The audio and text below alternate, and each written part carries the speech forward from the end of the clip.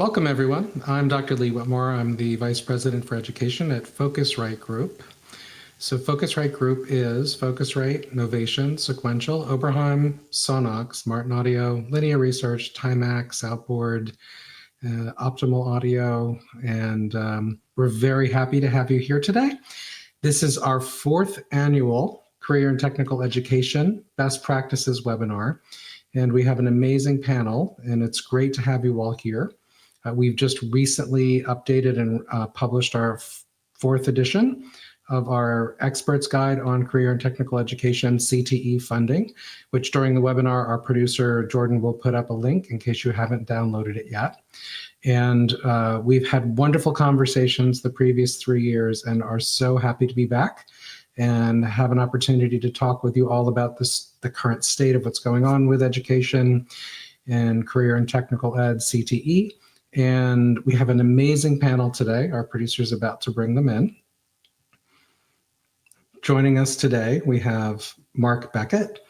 Mark is in Essex County, New Jersey, in Newark. We have Cathleen DelaPaz from the same district and works across the high schools in that district. And David Moyer, for the first time, we have asked and have a community college level expert here who has a wonderful program in Southern California. And to kick things off, I'm just going to ask each of our panelists, if you would, spend just a couple of minutes, 2 or 3, and I'll start with Mark, then go to Kathleen and David.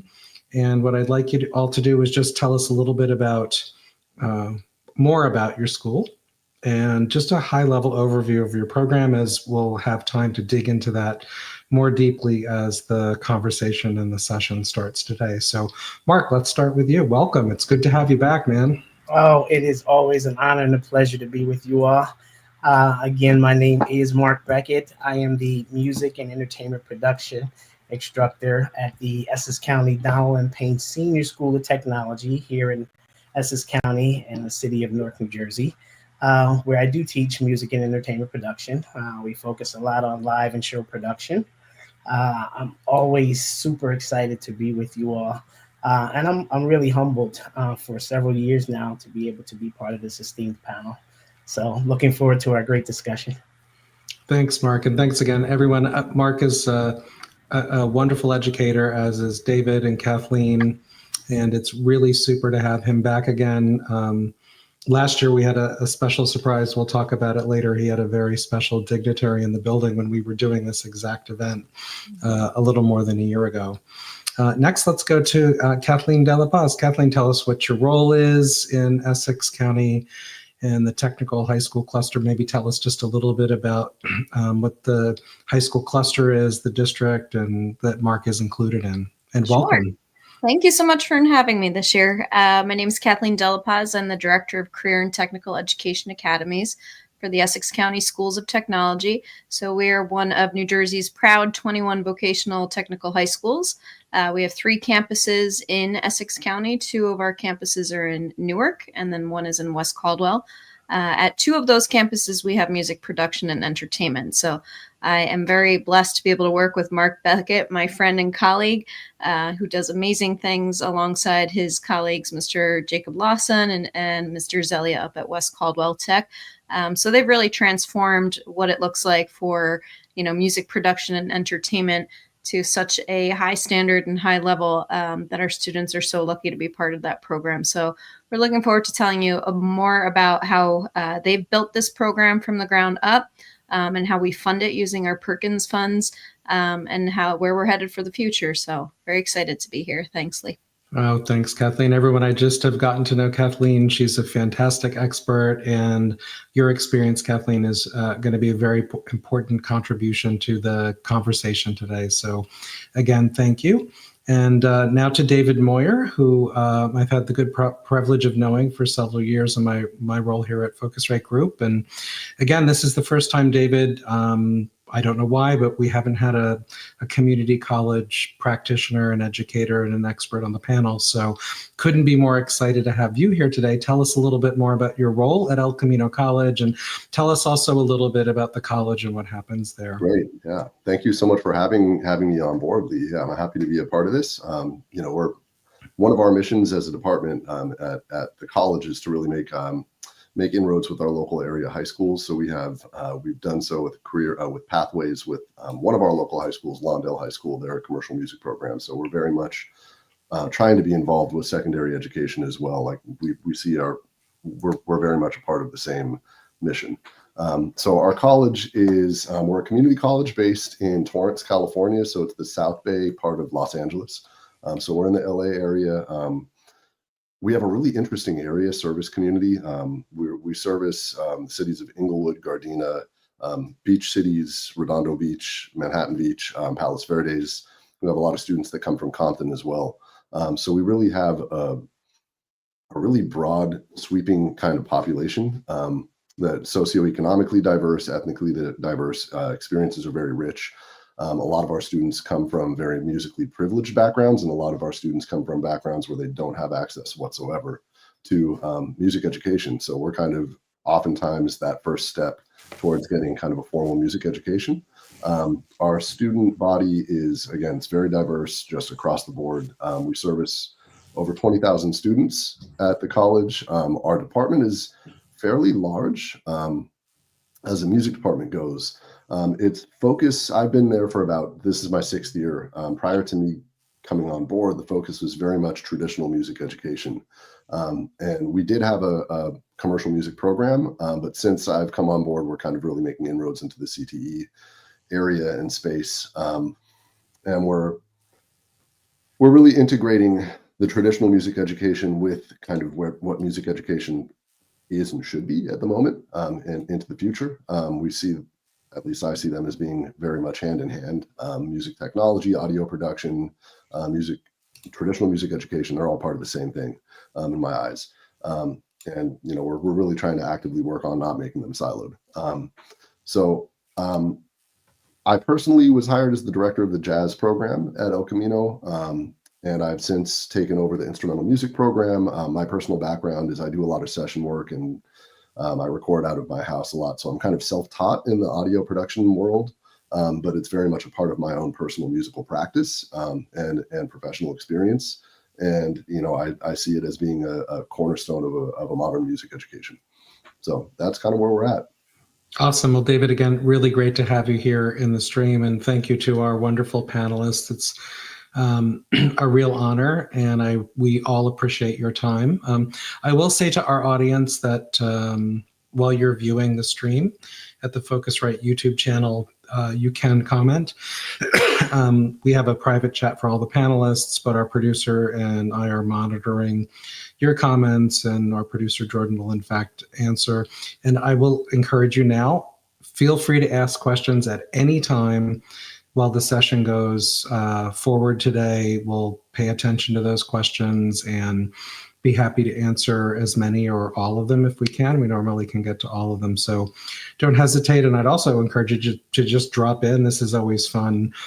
Just let us know from where you're attending. If you're watching and are driving or something and can drop a couple comments in, we'd love to know where you're from.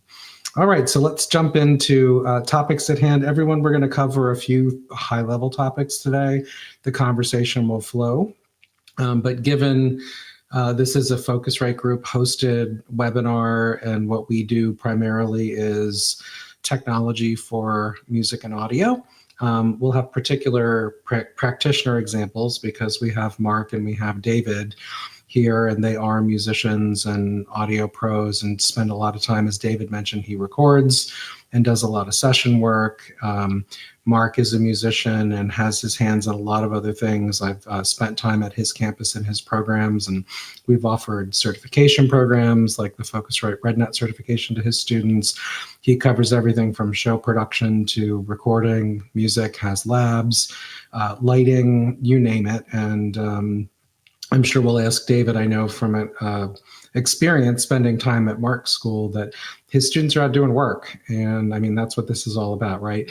Developing skills that will allow students in career and technical education programs to get great jobs. And let me tell you, there are lots, and we'll talk about that in the music industry. Some you may not think about, and we'll share a little bit about that. So high-level questions for today. As I mentioned, we're going to cover a bit in depth what Mark and David's programs are including, what's the tech included to get to the end goal of training students for great jobs, whether they're going from high school to community college to work, or going straight from high school into the workforce, or maybe the path is a high school to community college, or other college or university, or high school straight to one of those university and college programs to get their degree. Whatever it is, the end goal is developing skills that are going to make a difference and help to make our young people successful as pre-professionals going into the workforce. And I think that's key. So, Mark, let's start with you. Talk a little bit more in depth about what it is, like what's a typical day for students that are working in your program at M.Payne Senior Technical High School in Essex County. Okay. So a day in the life at in the music and entertainment production course. So one of the things I do teach 9th through 12th graders. We have a full load for each one of those grade levels. And we really focus a lot on my end. We focus a lot on live production and show production. And you mentioned a lot of it. We do sound system design, signal flow. How do we get, from a source, whatever that might be, whether it's a CD player or DVD player from the audio, how does that get through a mixer into the sound system and back to us and back to anyone who needs to listen to it? So we do a lot of that. Of course, we do miking techniques, a lot of backline gear, how to mic that up, how to run direct inputs to those. We also do, which we're loving right now, we're doing audio networking using Ordinate's Dante protocol. And I also do a level 1 certification for my 11th graders in Dante audio networking. So we love that system. Of course, lighting design. Again, we have a 16 by 16 foot stage in our classroom. And we can do all sorts of configurations so they can practice kind of what they preach in reference to performers, and on the back end where there are audio and doing music at the same time. And we also have our studio where we also practice live recording and recording in the studio itself. We are still kind of tweaking and building out that studio. And that's kind of the day in the life. Students will go through putting together show material, learning system design. How do we get audio from the auditorium back into our classroom and vice versa? When there's a live show going on in the auditorium, we bring that audio back into everyone's computer, and they get to, learn how to mix live. They can bring multi-tracks back into their computer using Dante virtual, sound cards, and they bring that right back in, and they're mixing live as the show is going on. So we're excited about something, things to that nature. So that's kind of a day in the life at Payne Tech. Fantastic. And I'm sure some of your students go on to community college. And David, we have an active relationship with Lawndale High School in Centinela Valley. And I know students go from Luis Rodriguez's program, and folks, there are case studies on both Mark's program and Luis's at Lawndale High School in the article section of the Focusrite site. Jordan, if you have a chance, our producer, feel free to drop those links in for everybody to see if you get a moment. But David, I'm going to ask you the same question. What's a day in the life of your students, and sort of, what's the gear generally? What are you using? And then to further on what Mark had said, I'm sure students are coming with some of the skills, or maybe all or many, that Mark just mentioned his students get in New Jersey. What's a day in the life of a student in your program at El Camino College like? Yeah, that's a great question. So our students can focus on any area. Music majors in general can focus on a particular area of specialization. They can focus on instrumental music, performance. They can focus on general music, and then we have the commercial music component is the CTE part of our overall music major. Every music major at El Camino has to be in our applied music program, which is basically a music performance curriculum. They get private lessons. They perform in front of panels of their faculty and in front of each other, in front of their peers. So our students are largely, even the students that are studying audio production, they're learning performance practices as well. And the students that are specifically in the commercial music program, most of them now are interested in audio production and recording. We don't have a live sound component yet. It's in the works. It's something that we really want to get off the ground. Feel really strongly that it's kind of an integral part of any kind of CTE program in this field, especially in a city like LA, where we just have the possibilities for students to find work in nightclubs and festivals and whatnot are just it's vast in a city like LA, as I'm sure it is in New York and Newark as well. It's integral if we really want our students to start working, is to teach that component as well. But we're focused pretty much on audio production now, which is also great for us because we do have such a strong studio scene here in LA. A lot of our students in our lab now are working on their setup is mostly they have iMacs with Scarlett Solos. Each station is equipped with a Scarlett Solo, and then they have MIDI controllers, the 1.5 octave MIDI controllers that they're able to work with. We do have some other audio interfaces that we use a little more sparingly, probably with the students that are a little more kind of used to what they're working with. They're working on Pro Tools mostly. We have a Pro Tools certification, so when they finish the program, they'll finish with a Pro Tools certification. I also wanted to get some other software. So we had a strong workforce grant a couple of years ago, so I was able to purchase Logic for all of the computers, as well as Ableton. So they're kind of integrating, our teacher that's directing that program is integrating Ableton and Logic into what they're doing as well. They're also working on music notation software, so a lot of that is like Sibelius, mostly Sibelius now that Finale is totally gone, but that integrates pretty much seamlessly with Pro Tools as well. So they're learning notation software, they're learning audio production on that kind of setup. We have most of the microphones that we have a couple of, we have some large diaphragm, small diaphragm condensers, a lot of, the dynamic microphones, SM58s, 57s, that sort of thing.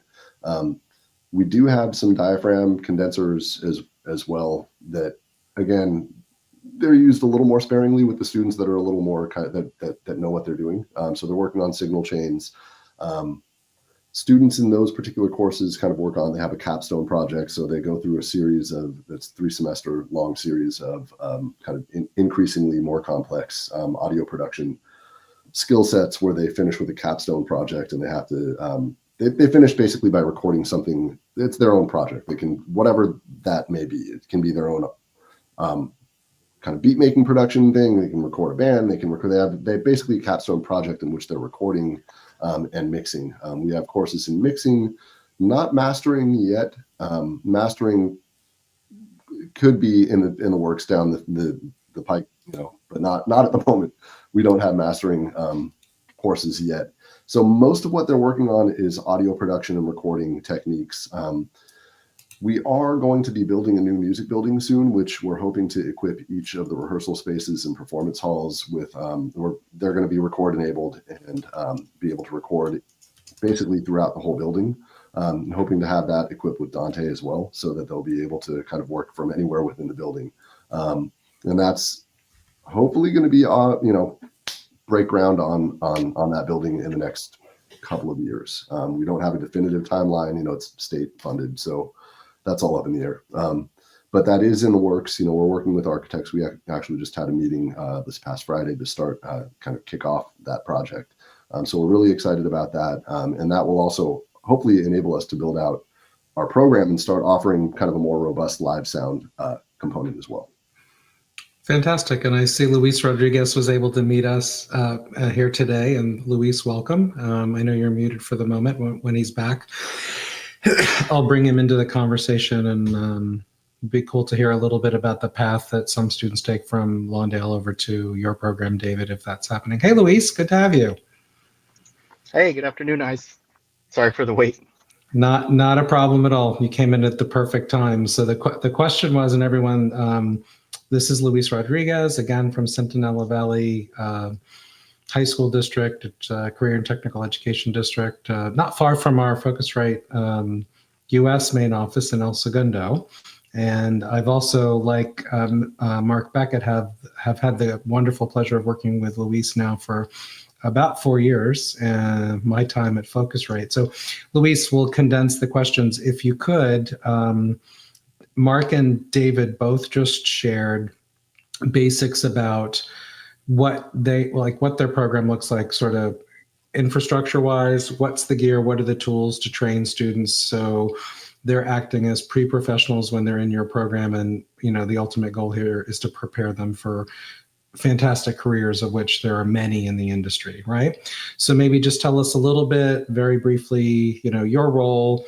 What are your facilities like? We just had fun working on a project. Luis has rolled out a Focusrite RedNet Nodinate Dante system and has an amazing vision that he's been moving forward with over the past few years that will continue. And then the next bit of that question, Luis, is really for your students in program. What's a day in the life for them? Like, what's it like when they come in and what are they doing? For sure. So you guys can hear me okay? This is sounding good. Okay, cool. So I'm trying to prepare the kids for any career that they want in the music industry, pretty much. Trying to give them as much breadth and understanding. The focus that I've been bringing to the table has been more the live side, though. That's kind of where my strength comes beforehand. Like I worked as a technical director for a few theaters, the theater that our district houses, and then also did audio for a lot of performances out in on Sunset. What would kind of help my bands and other bands that knew other bands and like, can you do sound for us? Can you do sound for us? So that's kind of where my background comes from.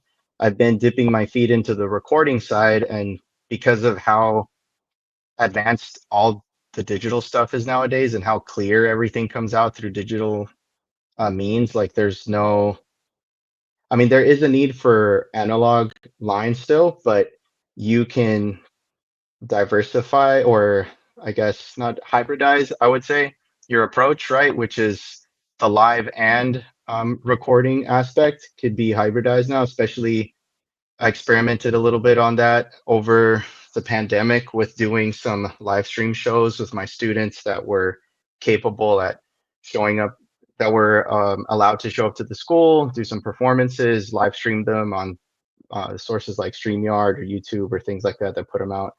That's kind of where I met Lee, and we started having conversations like integrating a lot more of the recording side into music. So um, with that said, that's the goal. Like I want to kind of teach kids to work in a hybridized space in a live slash recording environment where they could either just do live shows in their backyard or run sound for some local venues, or even run sound for just public addresses that need reinforcement, and maybe not even perform, or we have the kids that do perform and then they continue studying with David at El Camino College and continue developing their performing chops or going to the recording side.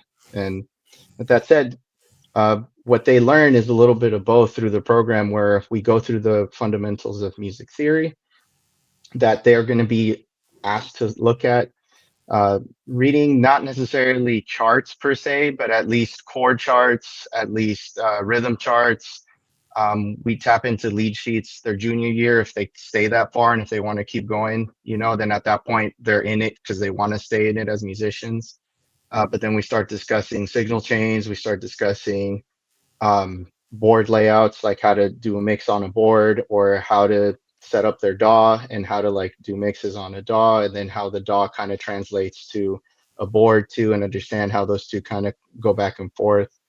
And it's kind of diverse, where their projects go from very book heavy for a little bit so that they understand the concept, but then it's like, then we put it into practice and have a project where they have to do something in C major after we've analyzed it, or we have to map stuff from a drum set onto like what would be the percussion staff. We would have to map that to one of the Novation pads that we have so that they can use them as beat pads. And So it's a little bit of both worlds where they get to play, they get to think, they get to plan, they get to compose, they get to record.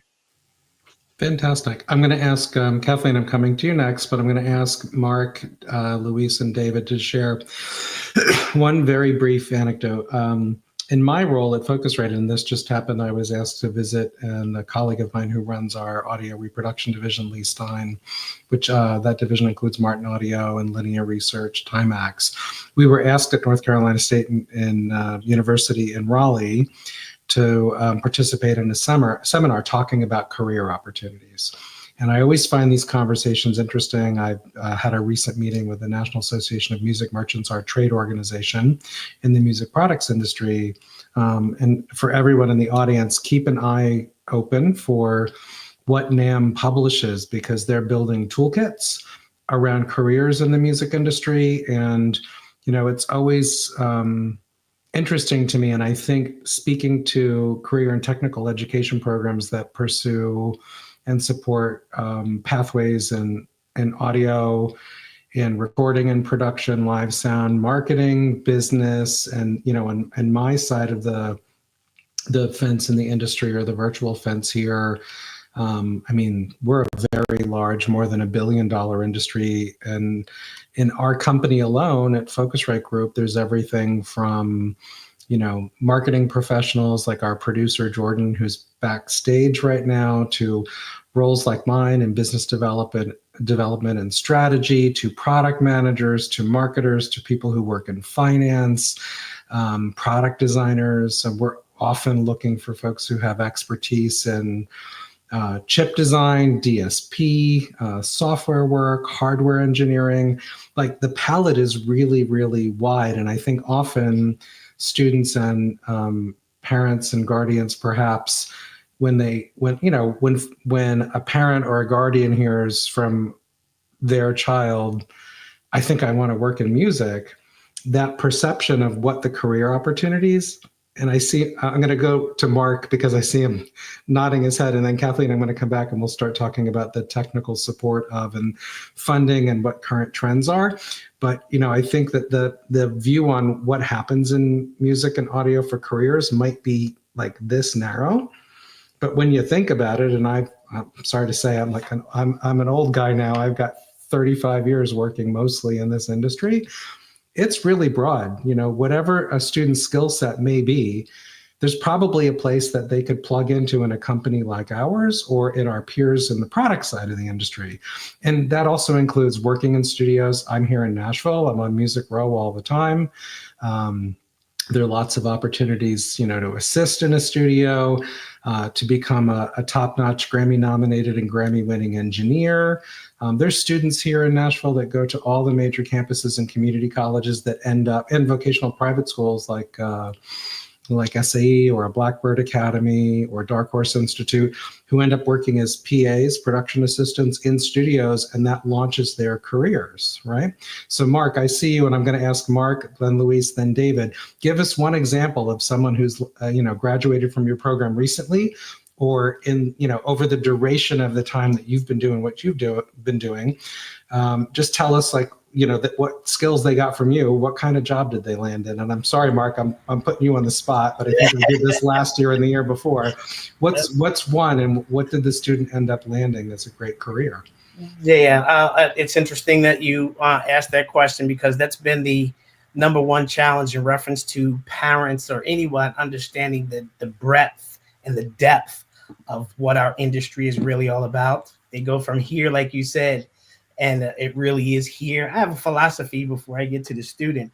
I have a philosophy that I use with all of my students, and even in my nonprofit. And it says this, simply just says, everyone enjoys a great performance, but not many people know and understand the work that happens behind the scenes to make that great performance come to life. And the second question I always ask my parents that give me that objection is, you ever watch the credits at the end of a movie? And how long does that usually take? All 5 or 10 minutes of it? And those are people in our industry. So there is so many people working now. And I never could let this story go of one of our class of 2022 graduates. He went through our pre-apprenticeship program with the Stagehand Union, IATSE, one of our locals in New Jersey, Essex County, and Hudson County.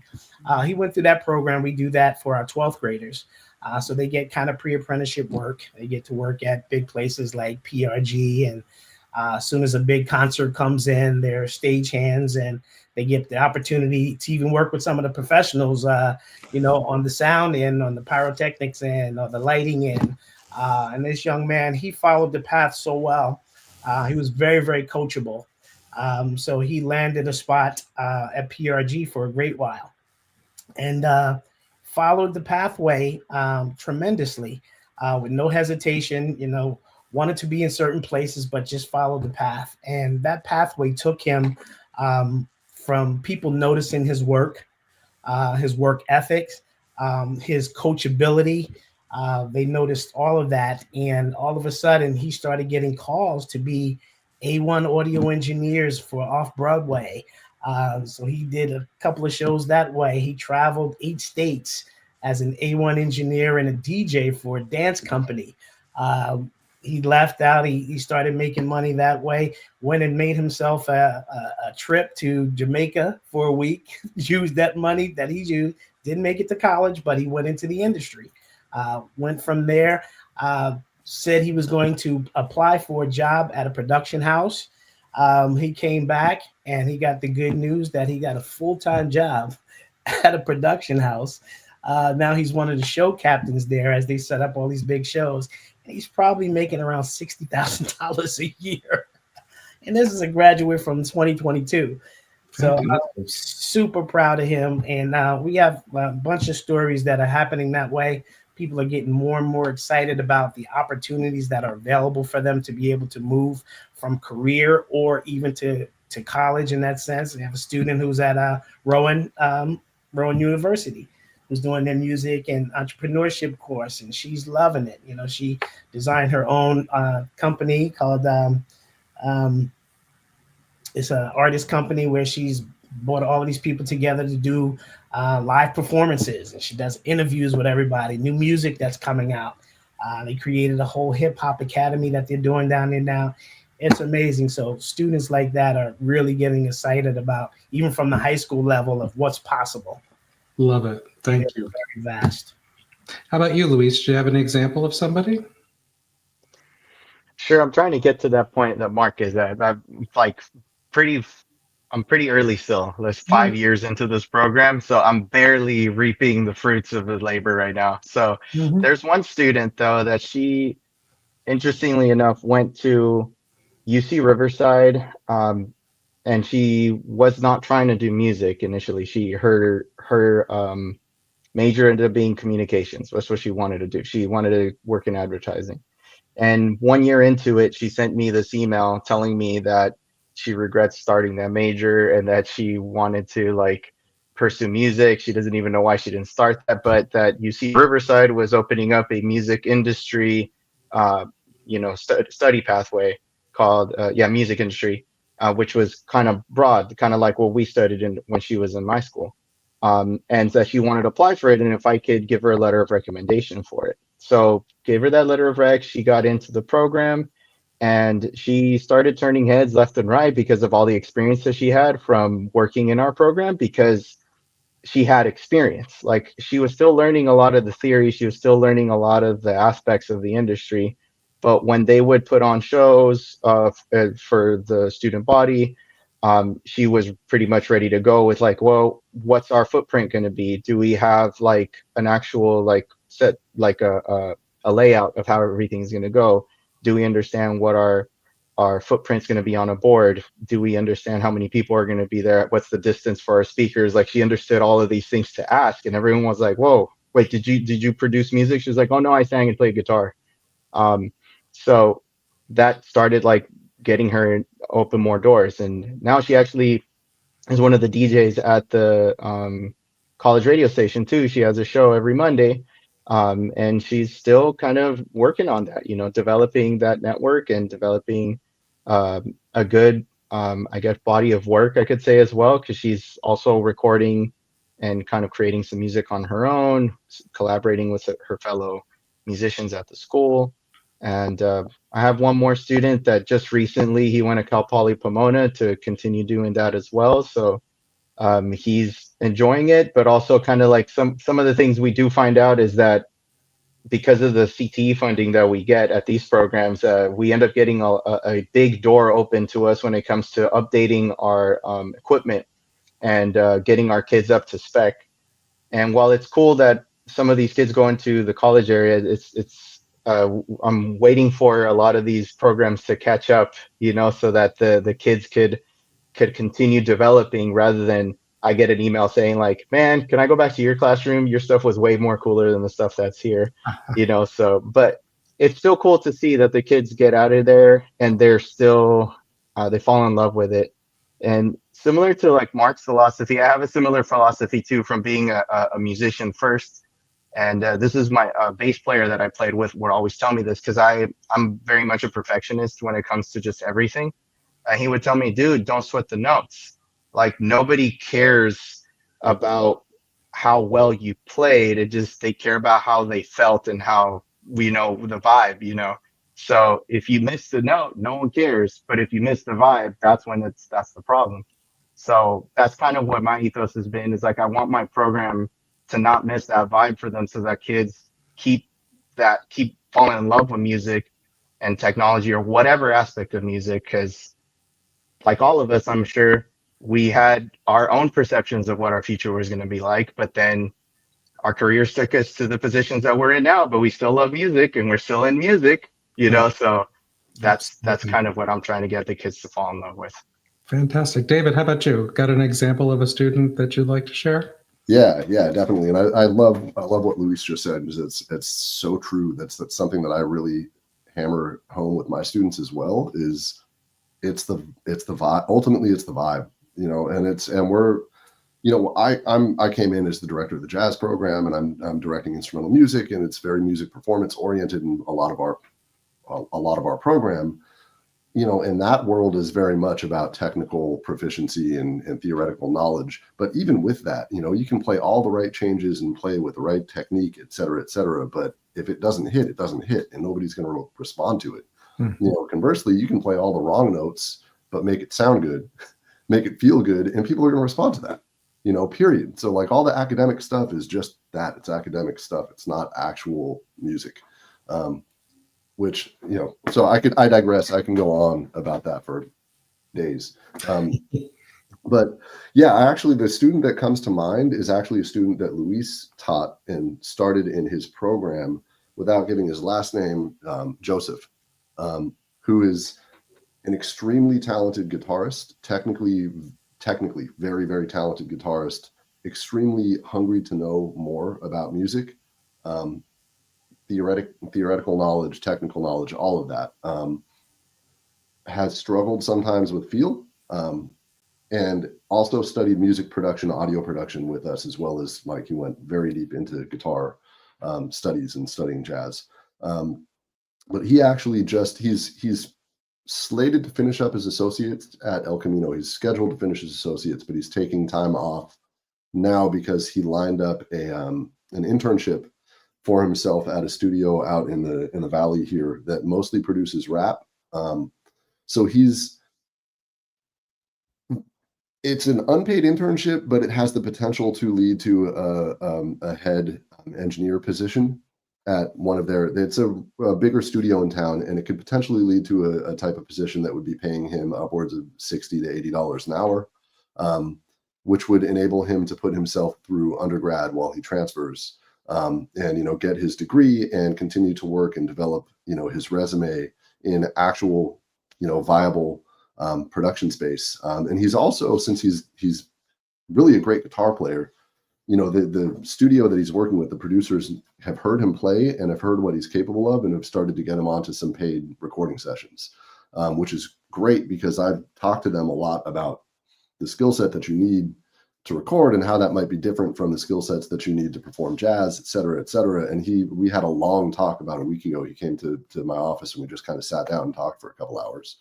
And he was saying, like, it's amazing how much, you have to learn to play your instrument, but then you get into some of these situations and it's not about the technique. It's not about the theory. It's about simplifying your ideas and being able to execute the simplified idea in as efficient a way as possible. And this is a kid that, I'm just really proud of this kid because he's had a difficult time, and he's really making the most of it. And, Luis started him out, and we're kind of helping him to get going, and he's going to take it further than, what we have to offer him. And it's really inspiring to see. So love it. Oh, that's great, David. David, Luis, Mark, thank you for the anecdotes. So Kathleen, coming your way, none of these fine gentlemen who are amazing teachers and have built amazing programs could do what they do if there weren't folks like you at the administrative level working on things. And I think I shared some of this, everyone, with our panelists when we were doing our dress rehearsal sort of run through. We get a lot of questions, Kathleen, when we survey folks who both go and get the expert's guide on career and technical education funding, and from the previous 3 webinars that we've done on this topic about, okay, I'm starting a program on my district, or, I found some challenges around properly funding and building out all the tools that are really required to train students appropriately. So given your role, I'm curious, and I know the audience is, because we hear this year after year, when you hear these stories and you work closely with Mark, what are some things that you can share with the audience about, and I know there's a lot to this, there's something like $6.2 billion in Perkins funds that come from the Fed every year. You're in New Jersey, and California also gets these monies. Tell us a little bit about, like, I asked the question of our 3 practitioners, what's a day-to-day experience like? What's a day in the life for their students? What's a day in the life for you to do what you do? And I know that there are peers, we've had them on from Luis's district. And so I know that there are similar roles. What's the day in life like for you, A? And then we'll talk about a couple of other things. Of course. Well, I don't think without people like Mark, Louise, and David that, I would be able to do the job that I do. It takes the passion of the teachers to build programs that are aligned to labor market needs to really push and advocate for, this is the reason that we need to fund this program. So in New Jersey at the secondary level, arts is the top cluster actually for CTE enrollment. But then you see at the post-secondary level that dips. So if you're in the position that you want to start a music production or entertainment program or CTE, what you really need to do is have conversations like this. So we host what's called a comprehensive local needs assessment every year, where we bring together stakeholders from the industry, community members, parents, teachers, and even students. And we look at the labor market data, and we see the need to develop certain CTE programs. So we're uniquely positioned in Newark, New Jersey. So, Newark is an arts hub we're about 20 minutes away from New York City, about an hour and a half from Philadelphia. So we are in a prime location to support this pipeline of labor market demands. But you have to build a rigorous program. So you have a rigorous curriculum that's aligned to standards that address the real world needs of the music production industry. And you also want to ensure that your program is what's called a program of study. So when you're applying for Perkins funding, in New Jersey, at least, you have to have a program of study is one of 3 things. So you either have dual enrollment, so students are able to earn college credits while they're in high school with you. Students either have a tier 2 or tier 3 recognized industry credential or industry valued credential. And the third pathway is to have an alignment with an apprenticeship. So we're lucky with Mark and our partnership with IATSE or Stagehands Union that we're able to develop our program as a program of study based on these needs. So he's already touched on how we incorporate Pro Tools as well as Dante certification in our program. And when you submit for program approval, you need to show, your sequence of at least 3 years. So at Essex Tech, we have a 4-year program. So our students apply to us with essentially their high school major. And within each year, they're earning these stackable credentials. they're being exposed to these rigorous curricula. But as Mark mentioned, we're showing students multiple sides of the entertainment industry and music production. It's not just, we actually don't have a lot of students that come to us with a musical background. We're hoping to increase recruitment of middle school students, so we have musicians that come to us. But our students leave us and they're well prepared. And as Louise said, sometimes they go to college and they come back and they're like, "Yo, we're recording on our iPhones. Like, what happened to all the cool toys and that we use with Mr. Beckett, or Mr. Lawson helped set up the studio? We don't have this technology where we're going to next." So we really push and focus on the idea that there are multiple pathways of success, whether that's going straight into a career through a union or a pre-apprenticeship program, or taking that next step in developing partnerships with colleges. And I'd love to hear more about what Louise and David are doing out in California, because it seems that you created that bridge where you're having these communications, that you are working as a team in tandem.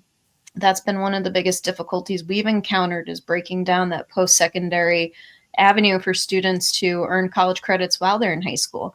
Mr. Beckett, Mr. Lawson, our teachers are big in their industry before they became teachers with us. But because they don't have a master's, say, in music production or in music, oftentimes colleges won't allow them to teach the students the college credits. So that's kind of been a difficulty that we're trying to break down and allow for, the research all indicates that students who earn college credits while in high school will be more likely to continue their studies in college and complete it. And especially for our students who are, economically disadvantaged and minority students, we really want to give them the leg up while they're in high school to pursue any avenue of success that, they're going to focus on. So ensuring that your curriculum is rigorous, it's aligned to the industry standards, having these conversations with industry professionals such as yourself. And I know you came to visit us at Payne Tech a few years back, and to see,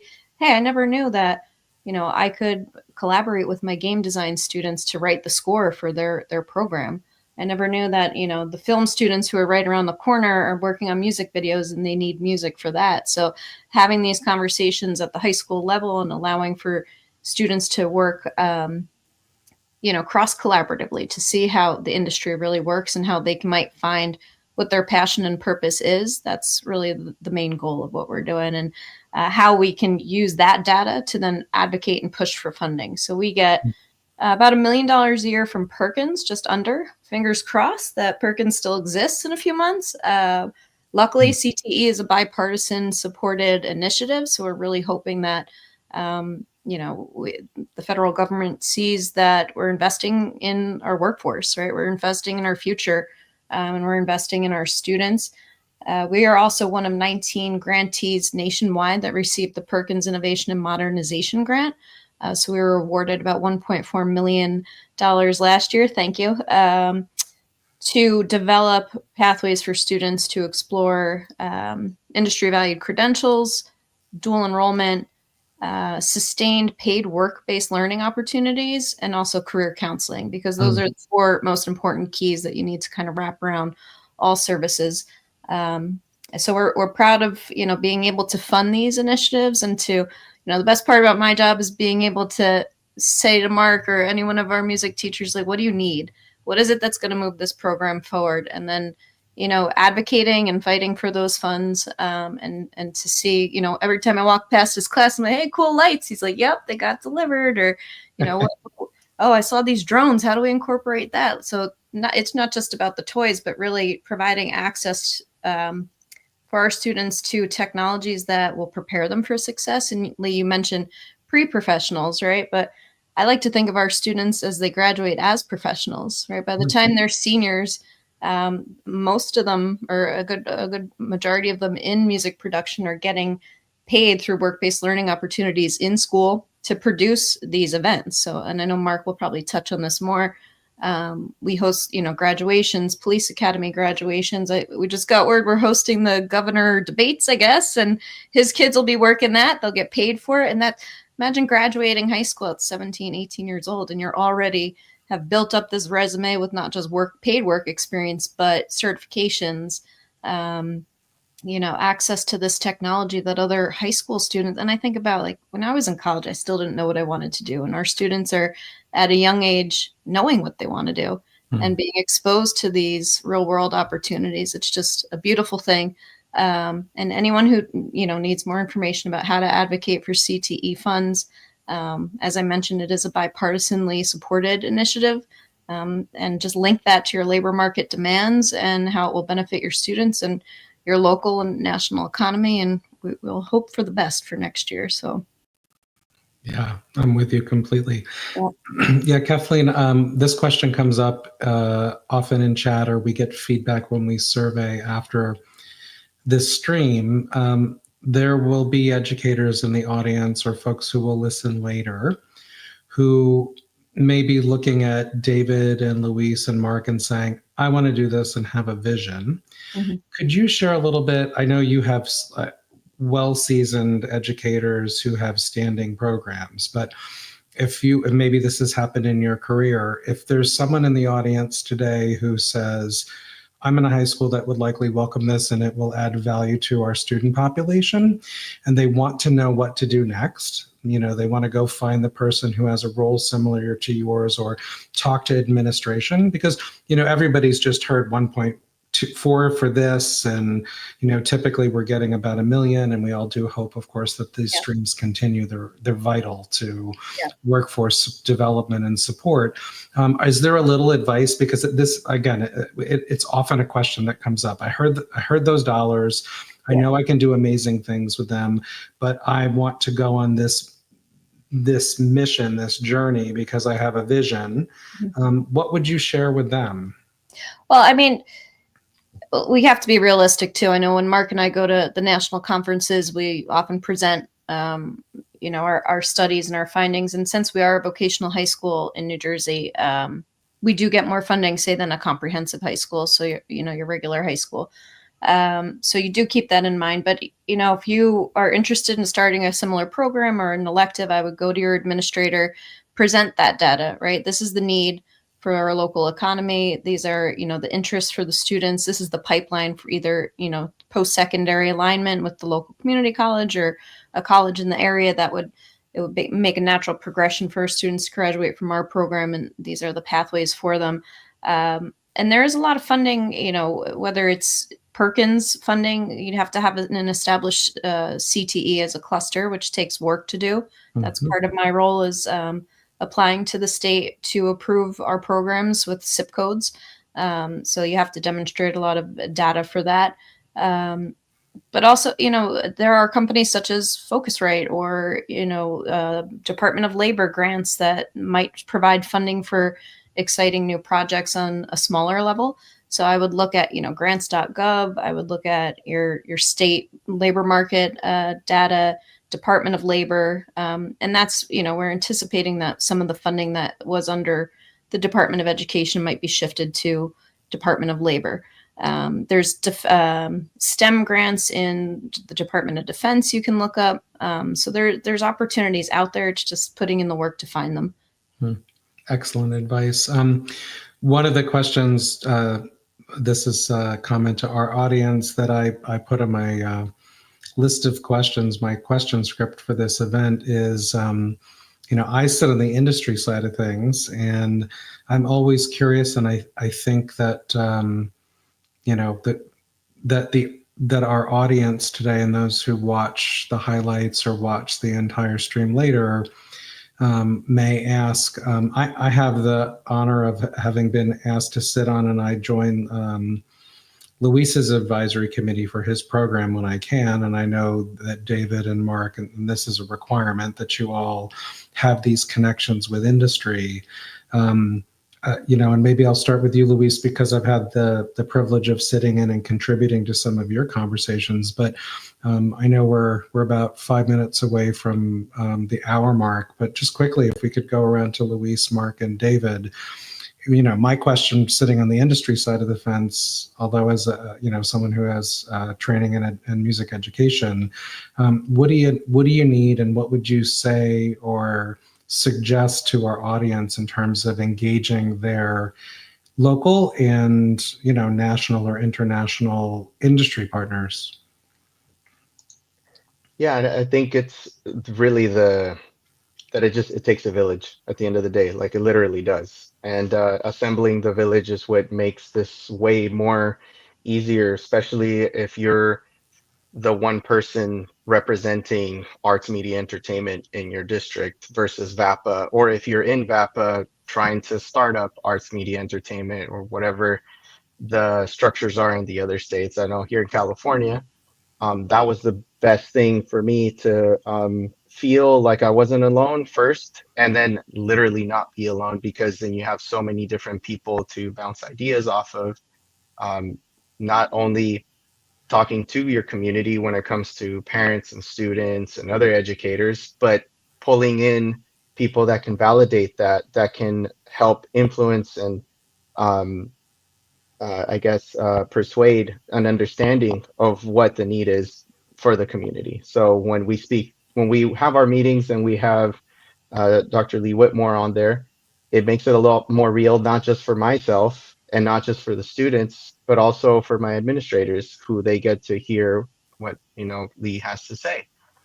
When we have Dr. Moyer on there too, we have our post-secondary representation, which also validates what I'm doing, which also helps the students and the parents and everybody else understand what's helpful. When we have local businesses that are at that table too, that say we were really happy at having the students from Lawndale High School run sound for our public address system for this little meeting that we had, or running a stage for a youth concert at the city hall. Like, all of that is what really helps the village find value, and just validates everybody's approach. And I think that's why it's very important for us to have all of the villagers come together when it comes to some sort of advisory board meeting, so that we all get to pat each other on the back, and then also give each other some redirection, or some like, hey, you know what, that was really cool, I could help you with this, or I have this other person that might be able to support you a little bit better. There's nothing but good that comes out of it. It is a little bit more stressful,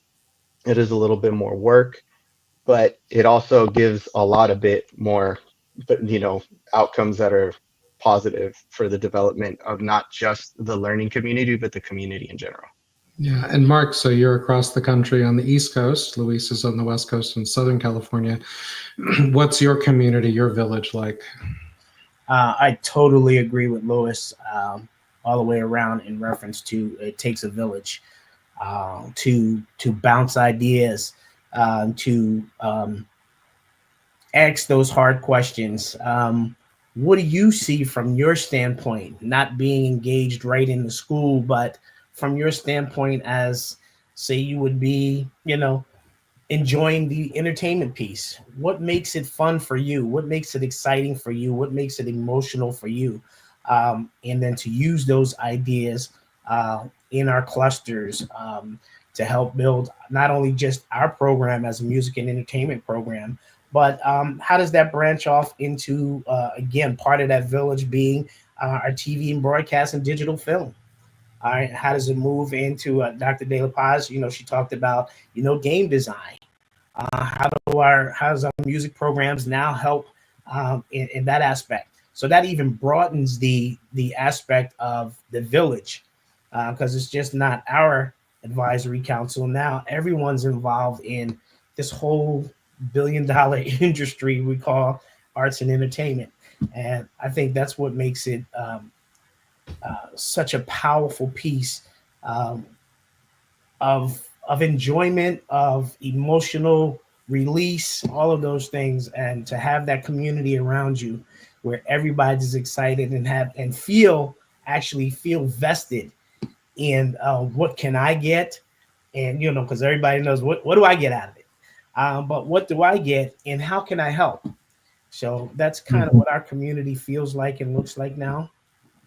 Thank you, Mark. And so, David, for you at the community college level, you and I've sat in some of the meetings for Luis's advisory committee together, but what's it like for you at the community college level? Yeah, it's a really good question. I'm actually putting, we're organizing our next meeting to take place this semester, and I think one thing that Mark just hit on that is really important is so many people are, especially, I can't just say it's especially in our industry, I think it's just true across the board, are about what's in it for me. I think one thing that's really important is figuring out and finding those people in our industries that are experts that want to give back to their communities. Because that's really integral, because oftentimes these boards, advisory boards, they're not paid positions, and they require people. LA is a sprawling city. If we have an in-person meeting at 8 a.m., or 9 a.m. or something on a Tuesday morning, and I've got somebody coming from Canoga Park, that's an hour plus commute one way for me, so that person has got to be on board with the mission of what we're doing. That's really important, to it's a fine needle to thread, right? Is finding people that are actively involved in the industry that are connected to work opportunities, to real work opportunities, that kind of have their fingers on the pulse of what's happening in the industry, but they're also going to be willing to, give some of their time for the purposes of building a program like this. So I think it really is important to find people that have those kinds of aligned priorities with you if you're looking at building one of these boards. That's really important. It's a challenge, but it's important to do. And yeah, it's also, I think for us as educators, just to be tapped into, the industry as a whole. Like Mark said, this is bigger than just the music industry. This is for the board that we're putting together. I have composers that are composing for podcasts. I have film and television composers. I have people that are involved in live sound. I have the owner of a theater in Inglewood that employs people that can run a soundboard, basically, that's interested in doing an internship type program and partnership. It's also really important to have community partners like Luis. I think, Lee, you had kind of alluded to earlier that we have this partnership, and how can other programs maybe go about building this type of partnership? I'm not going to at all sugarcoat it. I think that I just personally lucked out in getting a position in which, my partner school is Luis. And we're a similar kind of age, similar demographic. We have a similar, outlooks on and philosophies on education and whatnot. And we just kind of have developed a natural kind of partnership and friendship, and we can just bounce these ideas off each other. But I think that's also really important, is just, be able to network with people in your area, in your service area, from the community college perspective. Get to know the high school teachers in your area that do similar things. And just be humble and try to build organic, natural relationships in which you can kind of build these pathways, and understand that it's really about our students, and that's kind of the primary purpose of all this. So if you're watching this and you're working at a community college, you probably have that understanding to begin with, because that's a lot of community colleges tend to attract people that are interested in building community. But the area service high schools are so important for us, because they're feeding into our programs. And that enables us to then build a pathway. I'm building a pathway with Cal State Dominguez Hills, which is right down the street from us, so that we can hopefully get them. Luis and I are talking to the middle school director in Lawndale, so that we can get, hopefully, middle school to high school to Lawndale, into El Camino, and then over to Cal State Dominguez Hills, and just get that pipeline happening, get our students bachelor's degrees and at a low cost, and hopefully graduate debt free, if not with little debt. So I think it's just a matter of finding people that are like-minded and that are about community uplifting. So Fantastic. Well, I can't believe how quickly these hours go. And to our audience, I want to thank everybody on our panel. I will say this, for those of you who are seeking advice and are building programs or have heard some things that inspired you today, I can tell you, because I posted from LinkedIn, that all of our panelists are there, and you can find them. So don't hesitate to take a look and make a connection and ask questions. This panel is fantastic. And Cathleen, it's good to get to know you, and thank you for being here. You added a lot to the conversation today. We're very grateful for that. Thank you. To everybody in the audience, in addition, our producer will publish a roundup where he takes the video that we've captured and audio from this stream and puts it into highlights that you can all watch later and to share. And, just in the end, I want everyone to know who's in our audience that are educators, that I'm proud to say, the reason we do this is because Focusrite Group, and it's a reason I'm proud to work for the company, cares about training young people and to building next-gen professional careers. And that's why we're here. That's why I spend time volunteering for Luis's committee and do other things like this. And then just so you know, we do have special commitments. You can go search at the Focusrite, the Novation, the Adam Audio site. There's special teacher and student discounts to support more affordable access, because I know everyone in their programs needs to be able to make their dollars go as far as possible, whether you've got a $1.4 million grant that's come across, or you're just getting a program started and you're seeking some of those other sources that Kathleen cited, and there are many more. So to everybody in the audience, thank you for being here today. And to Mark, to Kathleen, to David, and to Luis, thank you from Focusrite Group and from me. What a wonderful conversation. Everyone have a terrific rest of the day, and we'll be back and doing this again next year. So stay tuned. Thanks, everybody.